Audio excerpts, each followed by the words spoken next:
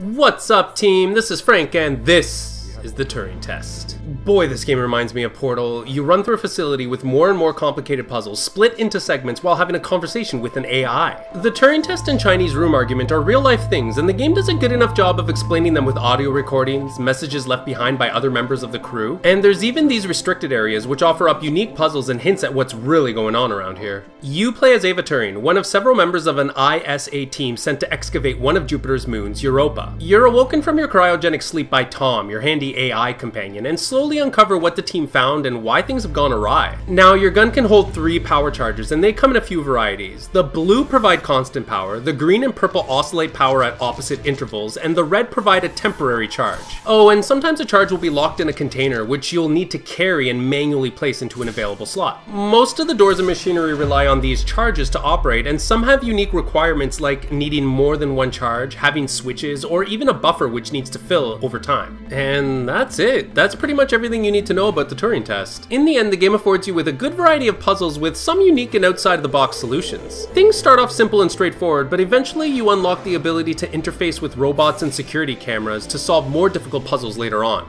The voice acting is decent, but since the game is divided into segments, there were a few unnatural pauses to the conversation, only to be picked up again after I completed an area. Oh, and there were 2 things which annoyed me. First, although your character can jump, she can't climb through windows or over fences that are knee-high. Also, your gun can hold up to 3 charges at a time, and unless I'm an idiot, I couldn't for the life of me find out how to swap the order of the charges while holding them. Instead, you'll be forced to find something to hold on to the charges while you determine the order you'll need to collect them in. If you love puzzles which take time and consideration to beat, all wrapped up in a story steeped in intellectual thought experiments and moral questions about AI, then you might really enjoy the Turing test. If you don't like games which trade action for a tense story and feel these types of puzzle games get repetitive, then you probably won't like this one. For my part, I thought it was a good puzzle game, and although I started to get a little bored with the gameplay around the mid-game, being able to clearly see how many levels were left to complete did keep me motivated until the end. Also, the story takes an interesting, if not expected, turn sometime after the middle, and this opened up new gameplay elements which refreshed my desire to play. If you make it all the way to the end, you're presented with an option on how to close out the story. Unfortunately, your actions don't trigger a cool cutscene, and the game ends rather unceremoniously in my opinion. And remember, this